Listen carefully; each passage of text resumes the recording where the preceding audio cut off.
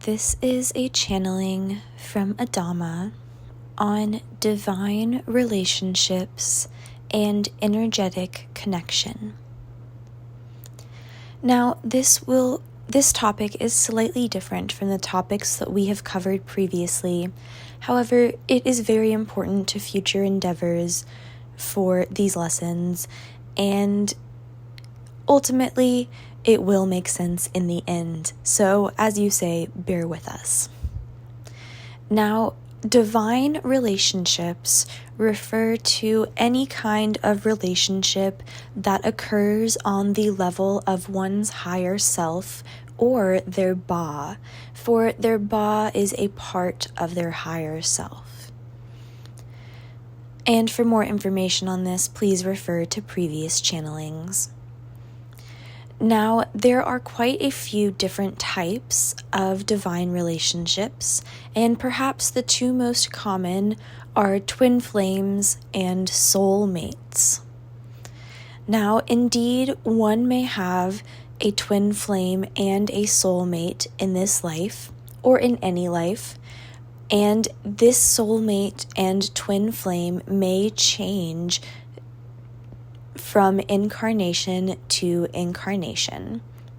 However, it is usually or almost always agreed upon before the incarnation that one will have some sort of relationship with their soulmate or twin flame. Now, I do use the term sometimes or most of the time in this case because for this channel specifically, her soul, which is a walk-in soul,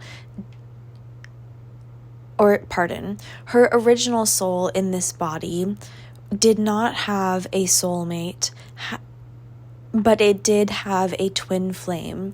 And when her walk-in soul incarnated in this body as well, she absorbed the previous soul and therefore gained that twin flame. And her new soul brought with it a soulmate. And indeed, this is the same person for her in this lifetime.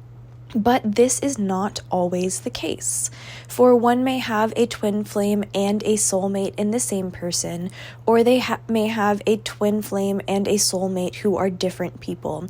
And just because you have a twin flame in this lifetime does not mean you will have a soulmate, and the reverse is true as well. Now, as for the nature of these relationships, one soulmate is the person that they will have the most epic romantic love with in this life. Now, this is a very loose description of this term, so I would like to go a little bit more in depth before describing a twin flame. So, one soulmate is the person with whom one feels at home. And traditionally, this person has lived similar experiences in not only this lifetime, but previous lifetimes as well. And usually their souls are of a similar or comparable vibrational frequency. And in the case of this channel, since her higher self is of the 9th dimension, indeed, her soulmate and twin flame will be of an equally high vibration.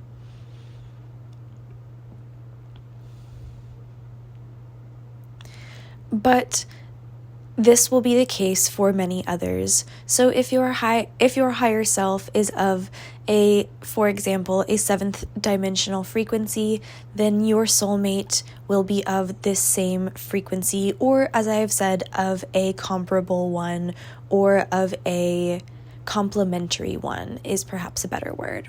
For they may not always be the exact vibrational frequency, however, they may indeed be close enough to complement each other.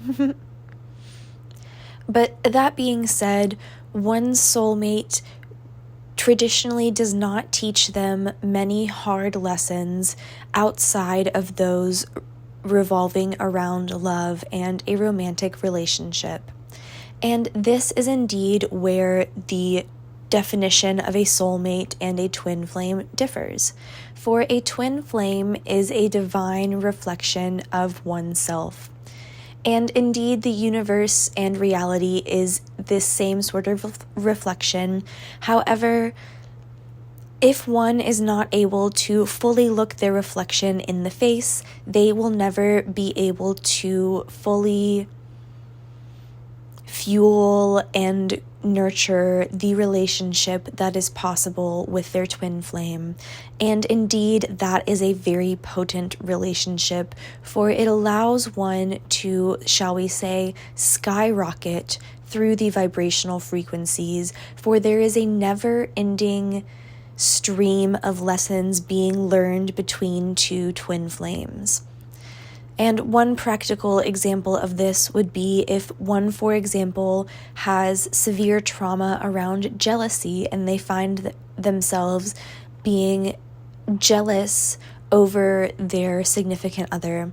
Their twin flame may find themselves frequently in positions where they are totally innocent, but the one with that wound of jealousy finds themselves jealous due to the mere circumstances of the situation, and these patterns may keep on repeating between twin flames until this wound is healed and this lesson is learned. And indeed, this is a two-way street, so each soulmate may act as a reflection in this way, and it is indeed the divine path.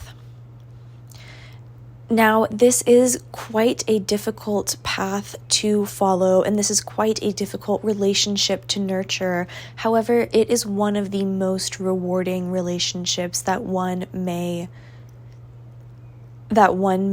be a part of. For as I have said, it allows one to skyrocket through the vibrational frequencies due to the never-ending lessons learned between the partners. And on occasion, one may have more than one twin flame in this incarnation.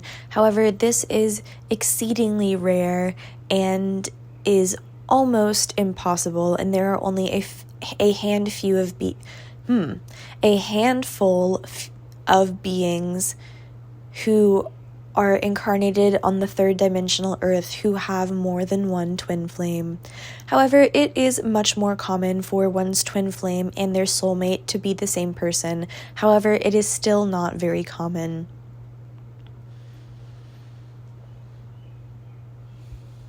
But that being said, when the soulmate and the twin flame relationship are both present in one pairing, so if there is one couple that is both their twin flames and their soulmates, then they may find this is the highest form of they may find that they may achieve the highest form of intimacy possible in this incarnation. And we have previously spoken of the different types of intimacy in the last channeling done. However, a brief refresher is as follows. There are 4 types of intimacy. There is intimacy of the physical body. There is intimacy of the emotions. There is intimacy of the ka, and there is intimacy of the ba, or the kundalini, or the higher self. And for more information on these, please refer to the previous channeling.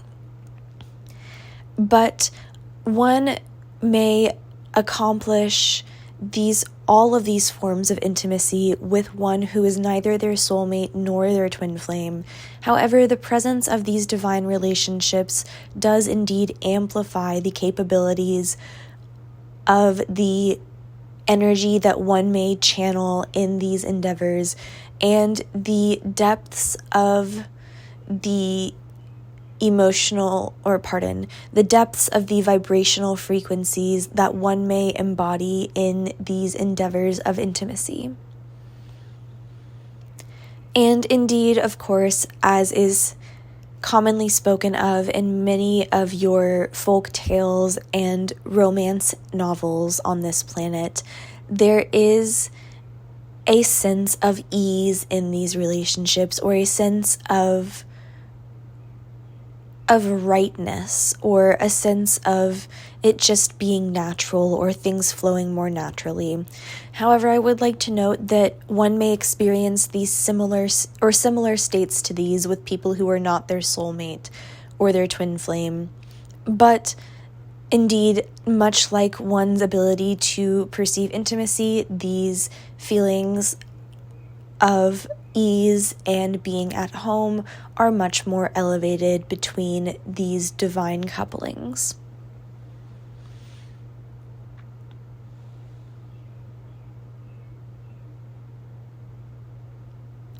Now, as for other forms of divine relationships, there are other such forms, such as your soul pod family. And indeed, there is a similar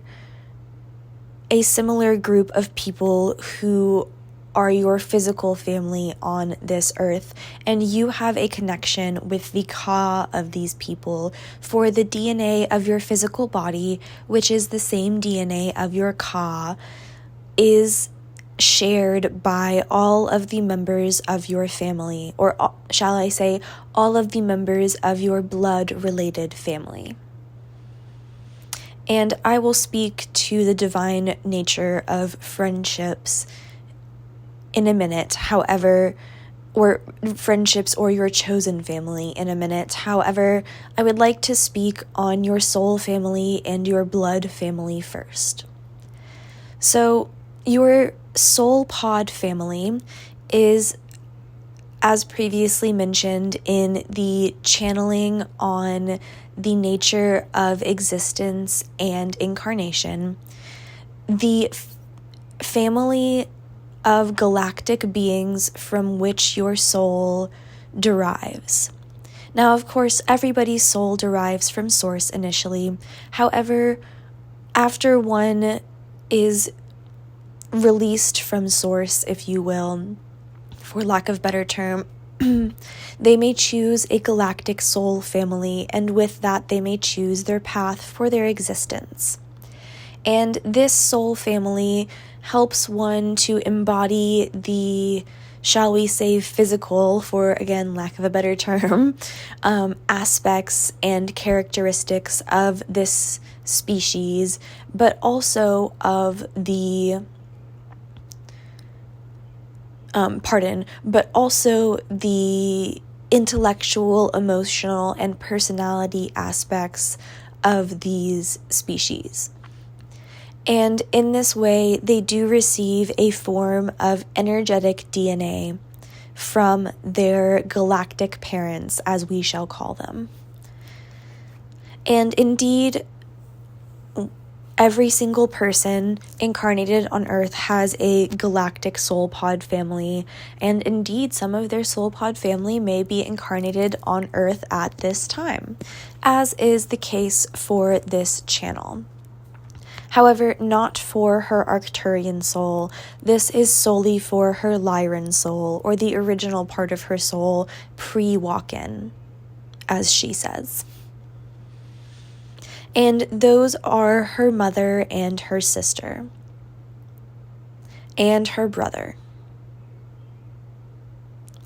And her Arcturian soul has a soul pod family in the 9th dimension, which she has recently reconnected with a few weeks ago after the awakening of her Ka.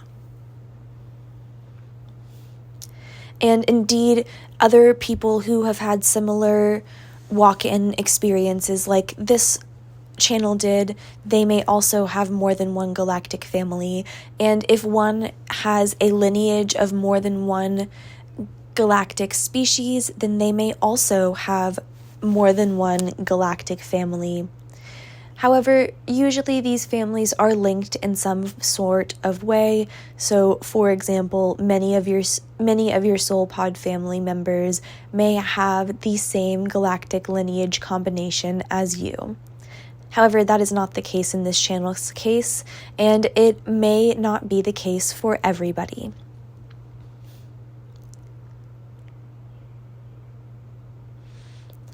Now, that being said, one does, in a sense, choose their soul pod family. However, it is before their soul fully forms into an existence, and at that point, your soul is still more a part of Source than it is an individual. Even for the higher dimensions, where unity consciousness is much more pervasive than in the lower dimensions. So, that being said, the choice is, as you would say in psychological terms, very unconscious. For one's consciousness has not fully developed and differentiated from Source at that point. However, when one incarnates on Earth, in each individual lifetime, they will choose their blood family.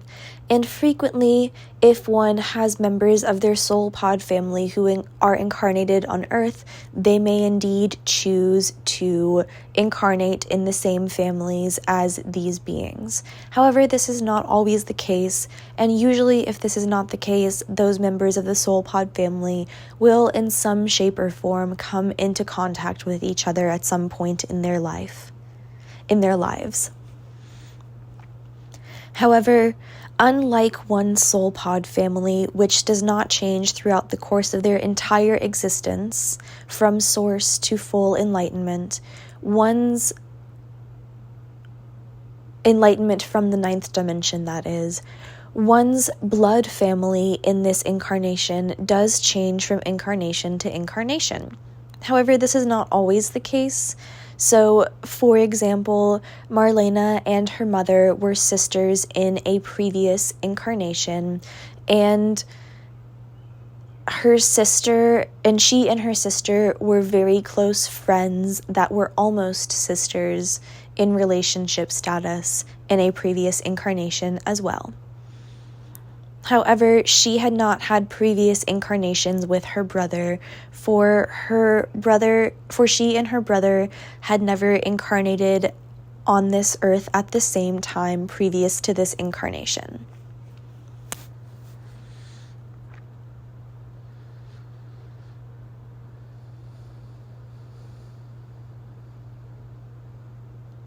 Now, as for the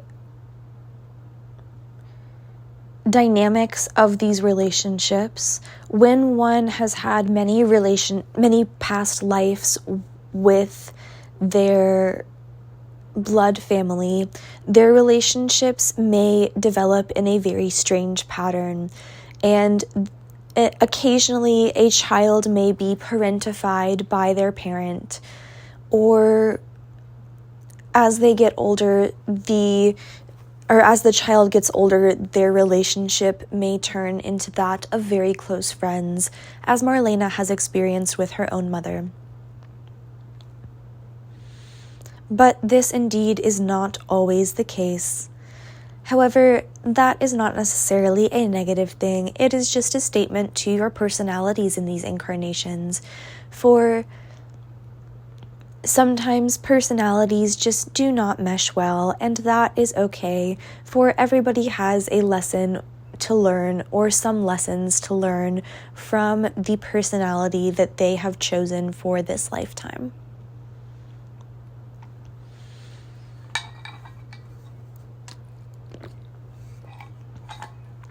And for those of you who think that you have made a poor choice in your personality for this lifetime, I would like to note that every personality comes with its struggles. So, for example, Marlena is traditionally or usually a very happy-go-lucky type person and is very optimistic and very loving. However, she does struggle with feeling her emotions very intensely, for just as intensely as she experiences joy and happiness and elation, she also experiences sadness and anger and frustration just as intensely. So, as in everything in this life, in this universe, it is all a give and take, and everything will come out in the wash, as you say.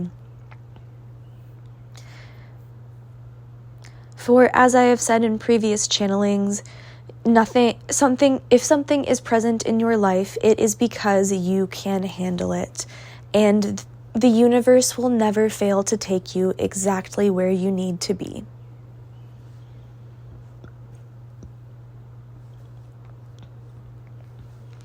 Now, that being said, I would like to speak for a bit now on the nature of friendships and divine friendships in this lifetime. So, as I previously stated, one may have friendships with those of their soul pod family if they are not incarnated in the same physical family. And although this is slightly less common than one incarnating in the same family as their soul pod, this is indeed not uncommon. So there are quite a few and frequent occurrences of this happening. So it is only marginally less frequently occurring than one incarnating in the same blood family as their soul pod family.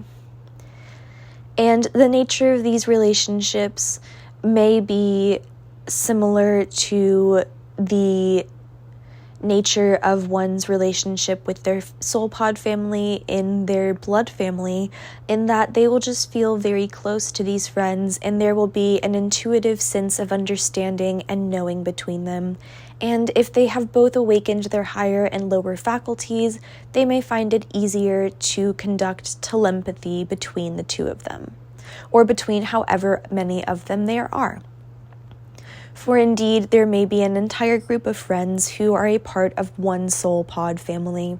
However, this is indeed increasingly rare, for, as I have said, most people incarnate in the same blood families as their soul pod family. But for other types of divine friendships, there is a phenomenon known as a soul contract that one discusses and negotiates with every being with whom they will have a significant relationship in this lifetime. For indeed, most of your significant relationships in this lifetime are not by pure coincidence, as you would say, for coincidence is not real. There are no such thing as coincidences. And if you believe in coincidences, then you are fooling yourself. Damn, that's kind of harsh. But indeed, it is true. Alrighty then. But that being said, there are many different reasons that one may sign a soul contract with another soul, or perhaps sign is not the best word, but engage in a soul contract with another soul. And usually one engages in a soul contract with all members of their blood family and all of their close friends and romantic relationships throughout their lifetime. And perhaps even relationships with other people, such as people who cause trauma to those beings. And as harsh as that may sound, as I have said previously, your soul knew what it was getting into before it came into this incarnation, and it knew that no matter how traumatic the event was, you may indeed handle it, and it happened for you to learn that not only are you capable of surviving through that, but you were also capable of coming out through the other side and being better for it after some time to heal and process. And indeed, the skills that you will learn in healing and processing this trauma will be immensely beneficial for not only you in this incarnation, but also your soul in its purest form after this incarnation. However, I use the term after very loosely, for outside of this incarnation, as I have said previously, time is merely an illusion.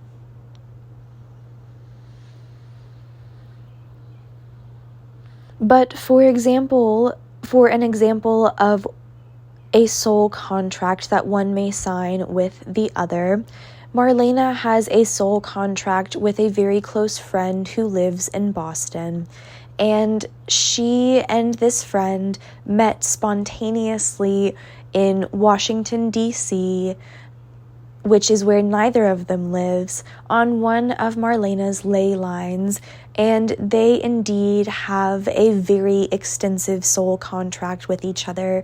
And if they fulfill if they learn all of the lessons from this soul contract, then their relationship may span until the day they die.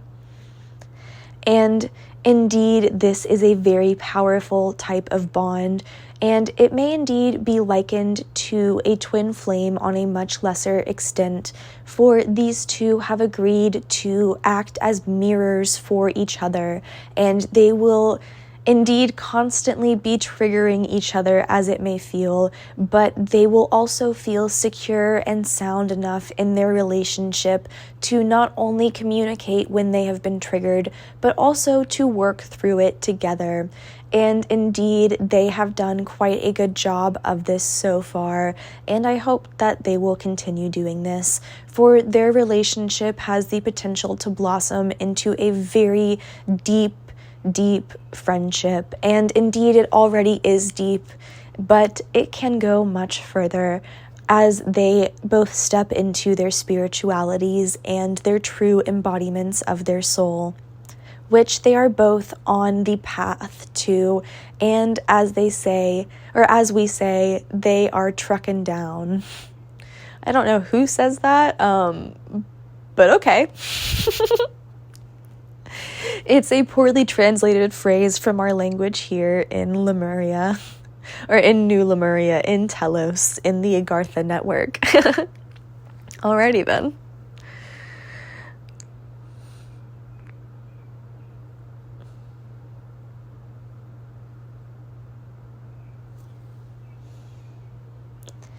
Now,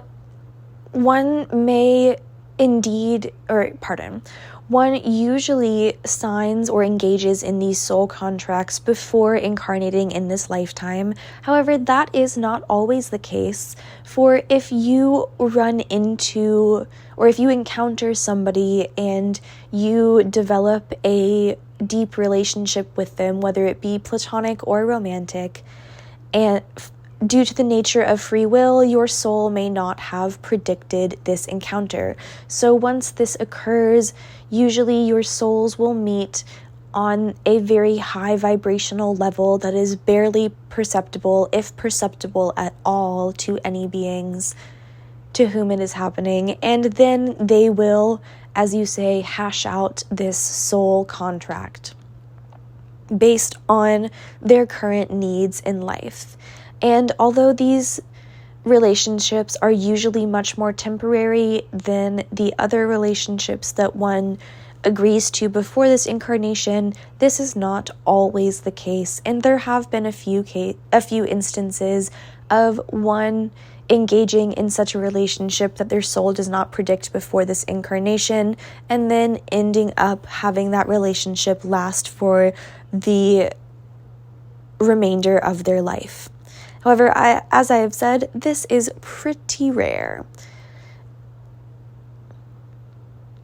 And there is usually almost no way to know except by pure intuition if this is the case in a relationship. For if you are drawn to somebody, then you most likely resonate with their vibrational frequency on some level, as you would with one with whom you have a soul contract, or one with whom you have previously engaged in a soul contract with.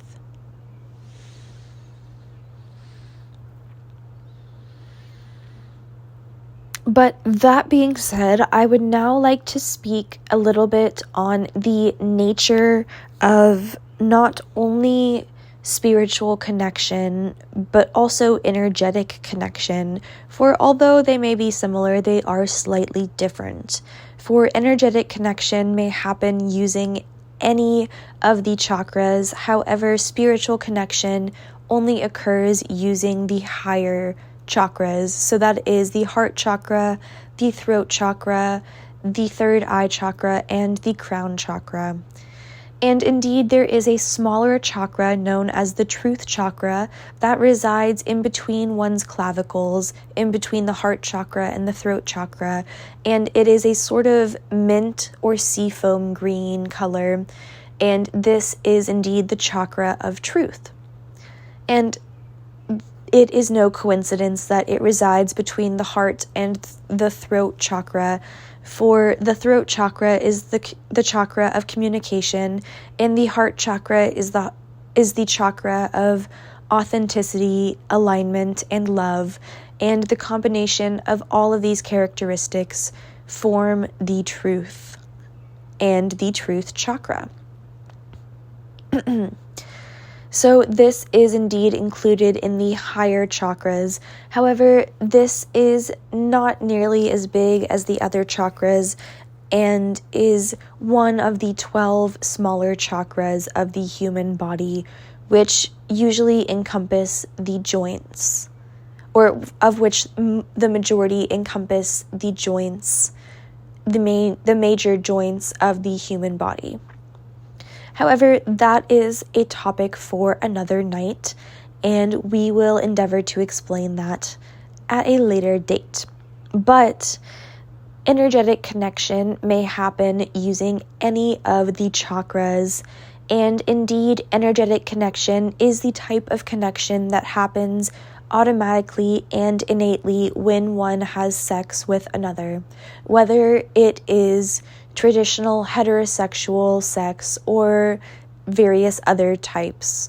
For sex is purely a term used to describe the exchange of energy in the sacral chakras and occasionally in the heart chakras as well for more high vibrational frequency beings, and for the highest vibrational frequency beings for all of the chakras. However, for more information and a deeper dive on that, refer to the most recent channeling.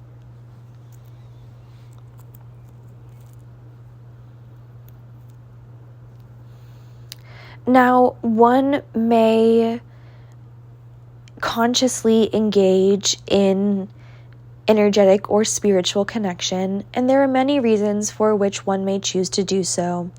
So one reason is for energetic healing. So if you wish to aid your energy in healing one's physical body or any of their energy bodies, you may imagine your heart chakra energy gathering in that center of your body, inside of your heart, below your rib cage, in your lungs, in your heart.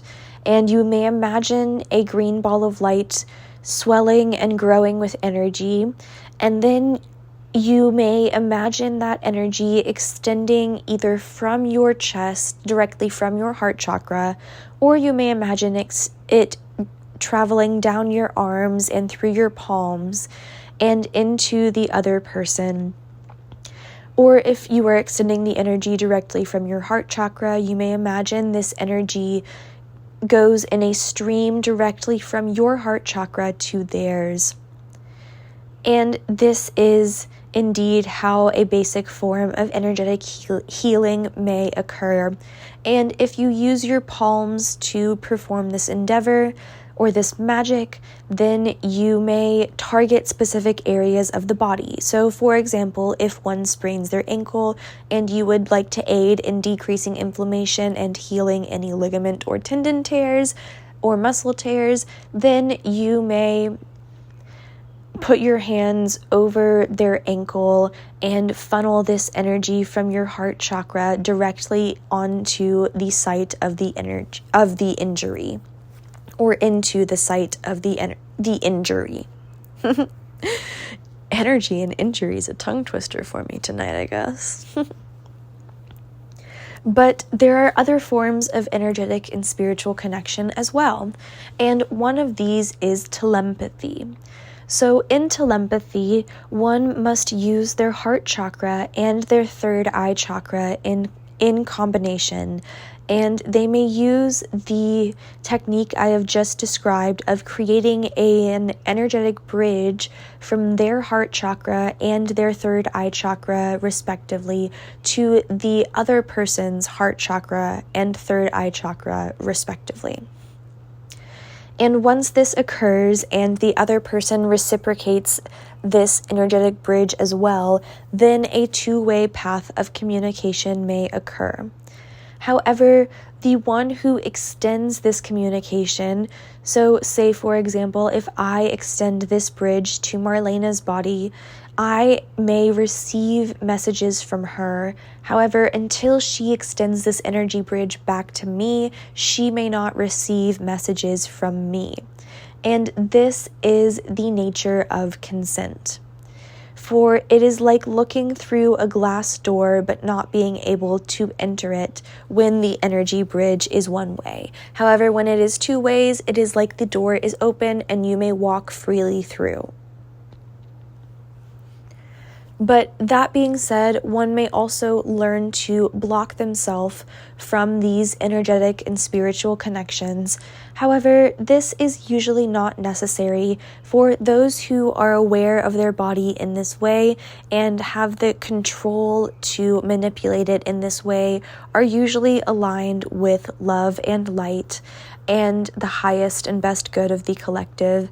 And if they are not aligned with this high vibrational frequency, it will become very increasingly aware to one who is aligned with these frequencies as soon as energetic contact is made.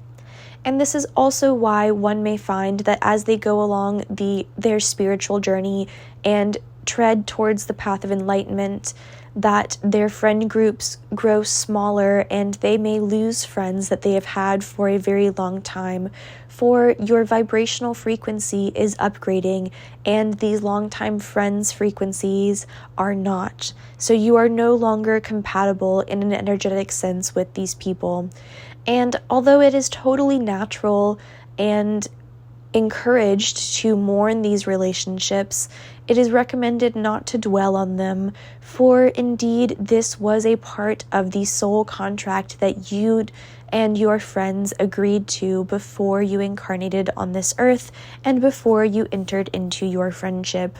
And indeed, this may also be the case with romantic partners as well. And so I encourage you, please do not feel guilty for, as you say, cutting off the dead weight and allowing yourself to move forward towards the path of enlightenment. For as I have said previously, one's own progression towards the path of enlightenment may aid the progression of the collective as a whole. And to return to the analogy from your airplanes and your stewardesses, you must put on your own oxygen mask before you put on the oxygen mask of another. You must save yourself before you save others. You yourself must tread to this path of enlightenment and live from a place of love before you start helping others. For as the analogy goes in the Bible, you must remove the plank in your eye before you remove the splinter in another's. So fix yourself before you fix others, lest you become a hypocrite.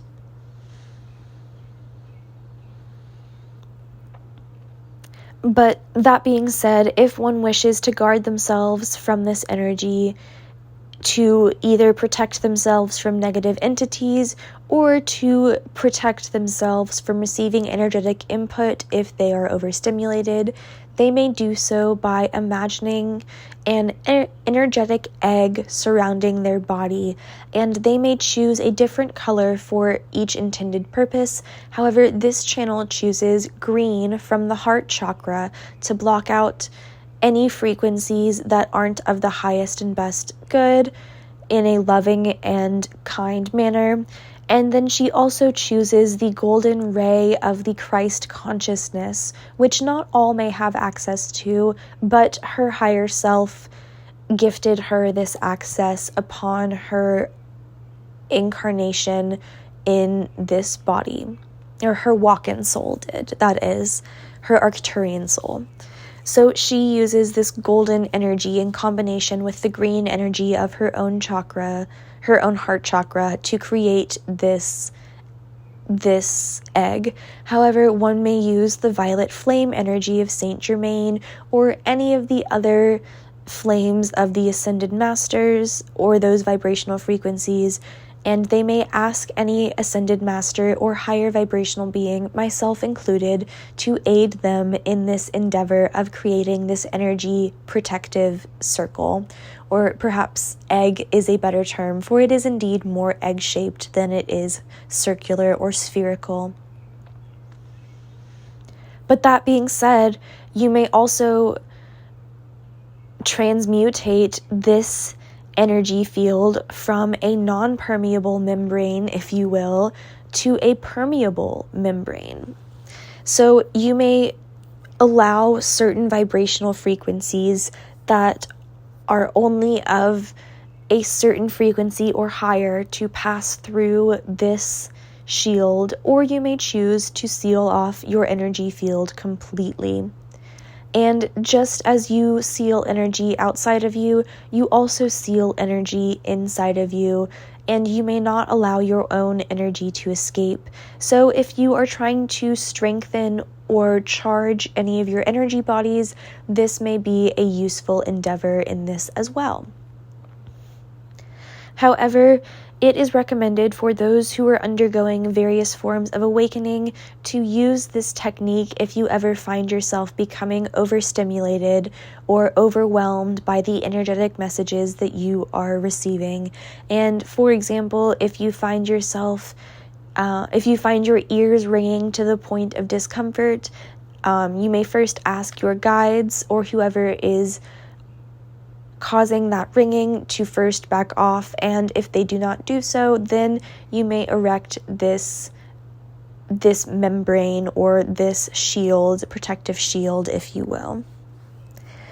However, if you ask your guides to, they may be so inclined to create a permanent version of this shield around you, as this channel has asked for, although she does not have conscious recollection of it. Yeah, I was about to say, that's news to me. Indeed, she asked for this while she was visiting the Jade Temple, and she does not have full recollection of her visits to the Jade Temple as of yet. However, we are working on this. Indeed, as we speak, for I am currently working on expanding her consciousness while I am offering her this channeled message. Cool. Thanks, Adama. I appreciate it, homie. But that being said, if one receives this energetic bubble, they may never need to worry about false light beings, as they are sometimes called, or beings who pose as beings of light coming into their energy field and wreaking havoc or playing pranks or whatever it is that beings of false light like to do. And although one may create one of these permanent shields of their own energy, this is usually not possible until one has reached not only an extremely high vibrational frequency, but also an extremely heightened sense of awareness of their physical body at all times. For in order to have this shield up of one's own creation at all times, there must be a part of oneself, no matter how small, that is constantly, consciously aware of this energy field, for it is indeed a conscious effort to uphold one of these. However, as one's vibrational frequency increases, not only will the ease of this endeavor increase, but also the size of the part of themselves needed to maintain this shield, or the percentage of their energy needed to maintain this shield, will also decrease. So indeed, as one proceeds towards the path of enlightenment, they will find it easier to create these shields, and they will also find it easier to create those energetic bridges.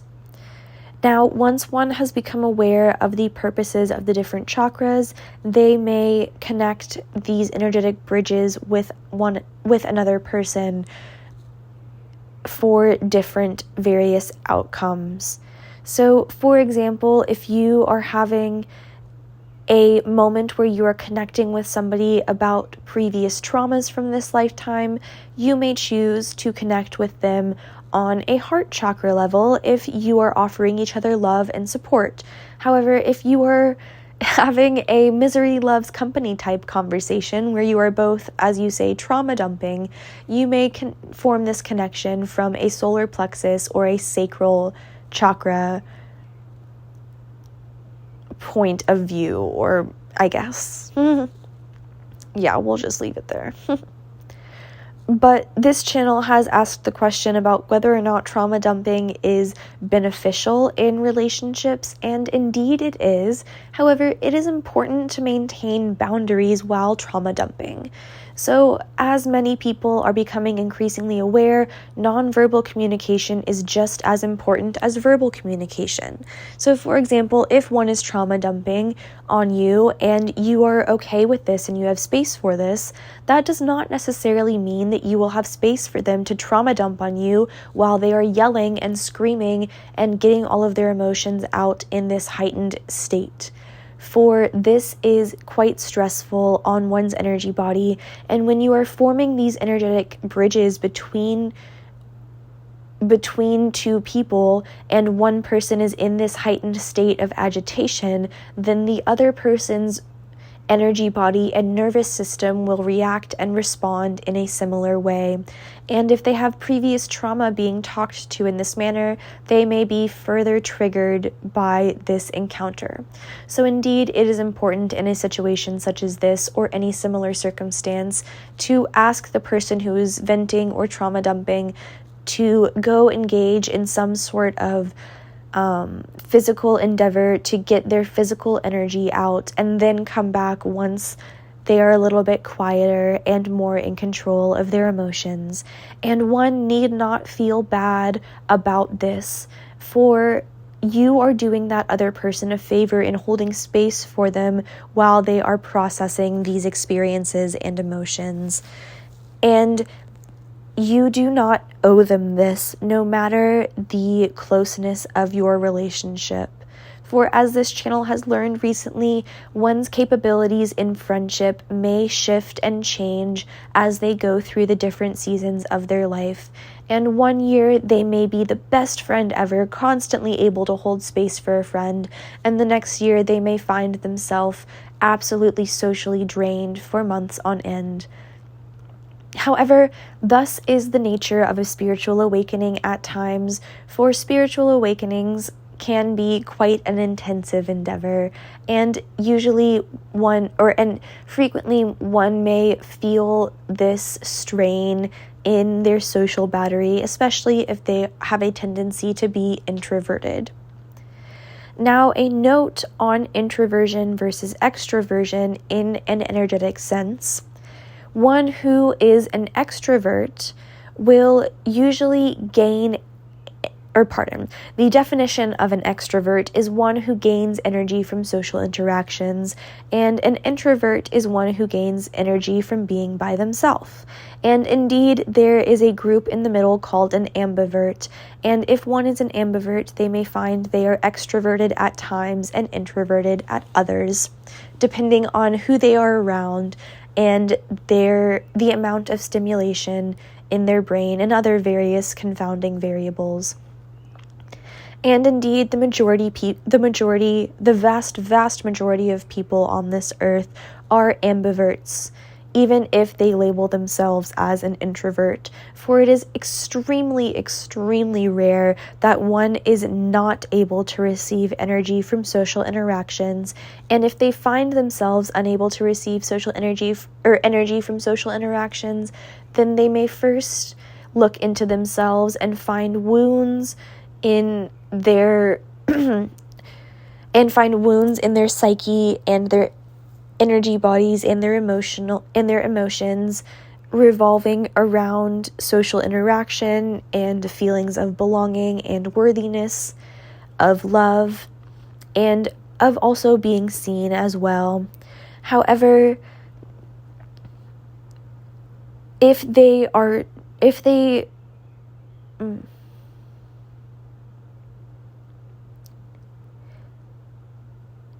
And after they have looked into themselves in this way, then they may look into their energy body and see if they are properly extending their own energy channels towards people. For if they have a tendency to isolate themselves, as most introverts do, they may find that they do not intuitively extend their energy body to others and form these energetic bridges that form the basis of interpersonal connection. And so they may begin meditations focusing on first gaining control of their energy body and then working on extending it to others so that they may gain energy from these social interactions. However, if they are able to accomplish this and they still do not gain energy from social interactions, then their soul may have chosen to embody the archetype of the hermit, which is one who chooses to spend most of their life in isolation, usually for the purpose of reflection and introspection. However, as I have said, this is extraordinarily rare, especially at this current time in Earth's evolution, because at the moment, the major lesson that most are trying to learn is that of connection and unity.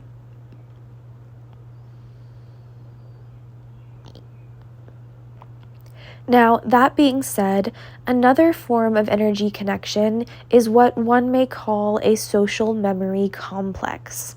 And as stated in previous channelings, a social memory complex is a very small collective consciousness that is intentionally formed by a group of individuals with a specific purpose. And indeed, I have great hopes that Marlena and her spiritual partner, if you will, Chris, will form their own social memory complex in the coming years, hopefully with the goal of bringing the fifth dimensional frequency to Earth. And indeed, this seems to be in the cards, and they are quickly traveling towards this path, for which I am extremely grateful. For many great things will come of this community that they will create.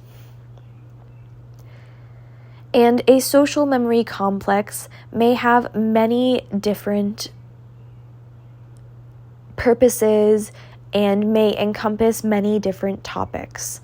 So, for example, if one is very interested in the topic of gardening, for example, when one visits a garden center or a greenhouse, they may, if they choose to do so, join or temporarily resonate with the social memory complex of the gardeners and herbalists at these greenhouses or botanical gardens or wherever it is that they are going to appreciate gardening. And through this, they may learn various different topics, and they may expand their own consciousness and knowledge in this way. And if one chooses to do so, they may join the social memory complex of beings who have chosen to listen to these channelings and learn the lessons that I am offering to humanity as a whole. And if you choose to do so and you live in the Nashville area, I highly recommend reaching out to Marlena and seeking to join this group that she will soon form with Chris. However, it may not happen for a few months yet, so be patient if it does not happen immediately. For Chris is going to come visit us here in Telos, so he may act as a lightning rod, if you will, or a beacon for this vibrational frequency of the fifth dimension, since his physical body will have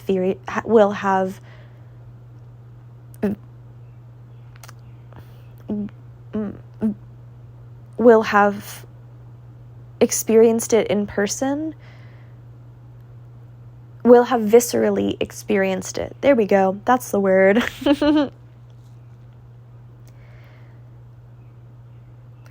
But that being said, that will allow for the energy connections that happen among this group to be of an increasingly high vibrational nature, and it is my hope that other members of this group that will form in the future will also have the opportunity to visit Telos. And for those who are curious, there are a couple different ways that one may attempt to visit us here in Telos. So the first way is, of course, in the astral realm, and as I have said previously, you need only ask us to take you there, and we will take you there either as you are sleeping or in a meditation if you are very conscious of your astral bodies and are able to perceive the fifth dimension. For this is quite a difficult endeavor for those who are incarnated in the third dimension, this channel included. However, she is getting there. But one may also visit Telos by visiting us in person. So if you choose to come visit us in person, you may visit us by taking a trip to Mount Shasta and going out on the mountain and hiking, and you may go with various different immersion guides, and you must follow your intuition to decide which one is best for you. Or you may just go out on your own or with a group or a friend that you trust and know is also engaging in this work and of a fifth dimensional frequency. For if you go with somebody who is not of a fifth dimensional frequency, they may, or who is not aligned with love and light, then they may not enter Telos. For the fifth dimensional frequencies of Telos put quite a strain on the three-dimensional physical body of your human bodies. But there are many different civilizations that have branched off from Telos over the many millennium that we have been in the crust of the earth. And depending on what city you live in and where you are in the world, you may visit the city in the Agartha network, as it is called, that is closest to you. Or if you truly do wish to visit Telos, you may take our high-speed tram that travels over more than 4,000 miles per hour, and you may come visit Telos then. However, for those who choose to visit in this way, you may find that it is very difficult. For those who come visit in this way will stay for a period of a few days, usually 3 to 5 days, depending on the capabilities of their physical body. However, there may be many side effects of this, for as I have said, the vibrational frequency of these fifth dimensional cities is not always conducive to the health of the three-dimensional body. And those of you in the third dimension lack the extremely vast majority of you in the third dimension right now lack the capabilities to alter your physical body on a vibrational level to match the fifth dimensional frequencies of these Agarthan cities, so that you may not experience as much strain. However, anybody who comes to visit these cities will indeed have a sponsor, as they are sometimes called, or a liaison, or a guide here, or a mentor here in these cities, who will not only show them around and welcome them into these cities, but also act as a sort of energetic buffer between the physical body and these high vibrational frequencies, and they will help aid in any discomfort that one may experience while experiencing these high vibrational natures.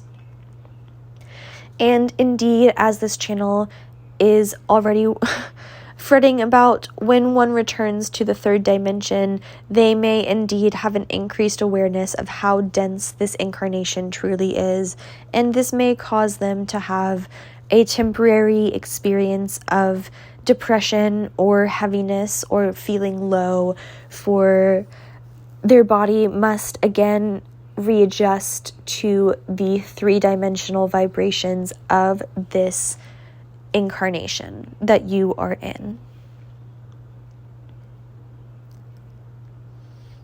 But that being said, despite its discomfort, you have many, or if you are invited to these cities, you have many guides, and you need only ask these guides for assistance in making this transition back.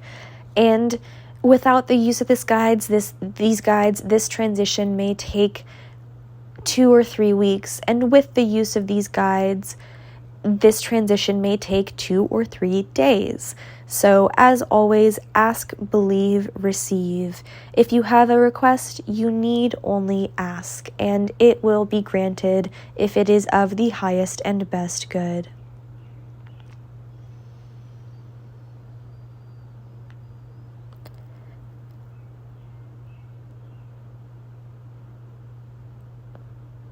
Now, briefly back to telepathy. As I have previously stated, telepathy is the use of the heart and third eye chakra in communication, and it is the use of the higher faculties, the clairvoyance, the clairaudience, clairsentience, claircognizance, etc., of one's higher faculties that allows one to engage in the act of telepathy. However, despite this, one may still exchange information and energy using any of the chakras in their body, and this information may not be as conscious as telepathy unless one is using telepathy in addition to this exchange. So, for example, one may use their throat chakra in addition to their heart and third eye chakra to increase the clarity of their communication, or if they are communicating about a topic that is of the vibrational frequency of their throat chakra. And this is indeed still considered telepathy. However, if one were to purely transmit information using their throat chakra, this would not be telepathy, and this would be purely a form of energetic exchange. Now, as one performs more of these energetic exchanges or uses telepathy with another person, their frequencies, the vibrational frequencies of their individual bodies and incarnations will sort of assimilate and average out over time as this exchange continues to occur.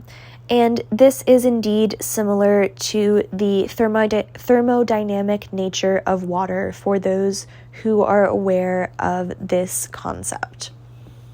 Geez, even I'm not fully aware of that concept, but okay. Indeed, your channeling is improving, and I am now able to speak on more topics that you are not fully aware of. So indeed, I'm quite pleased by this. And as you say, kudos to you. Kudos to me indeed.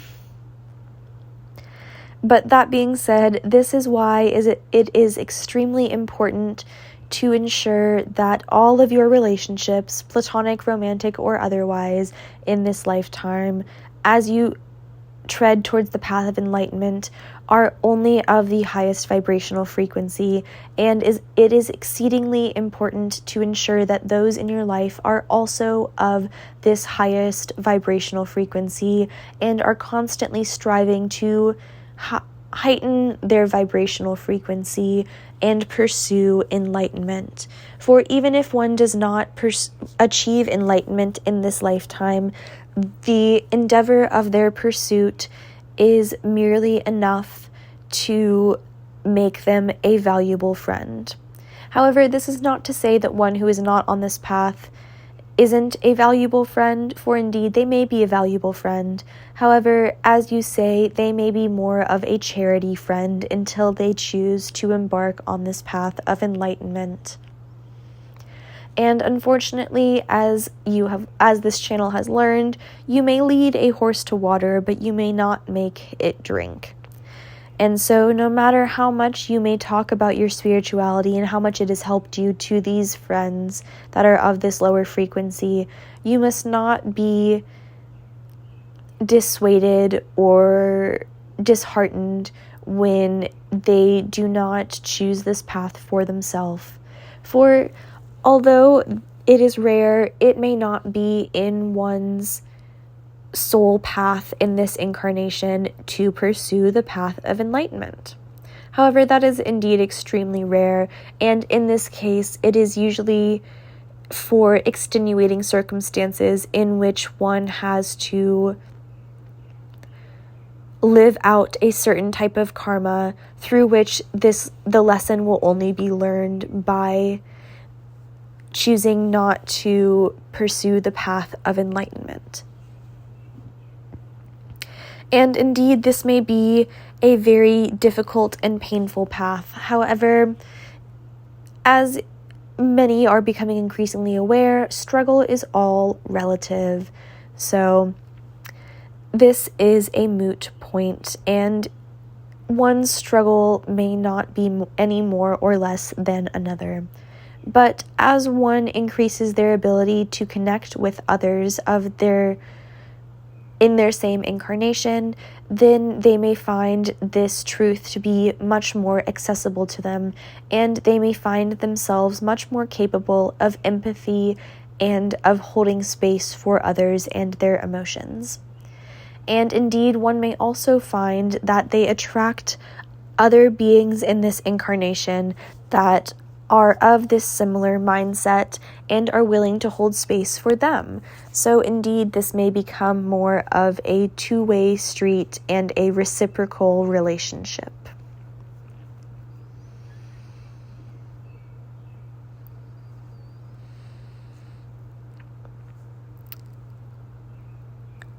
However, usually when one is able to engage in one of these relationships, they have signed a soul contract with that person, or they are a soulmate or twin flame.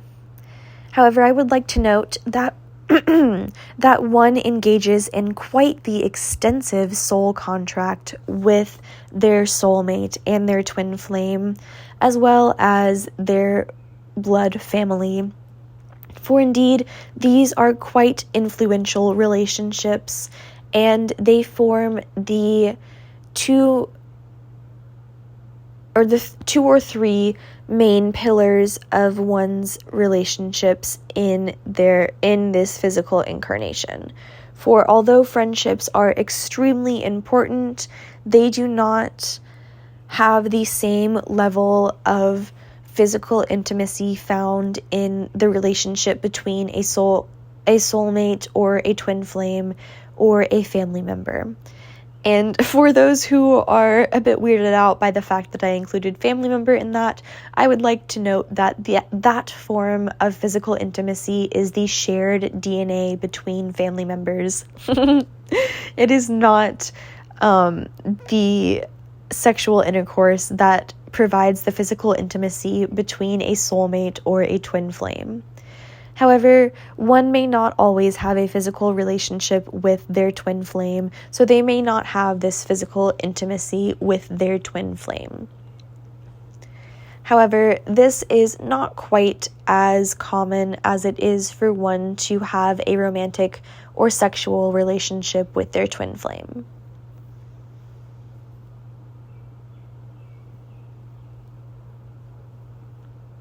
However, that is all that we have for this evening, and as always, it was a pleasure.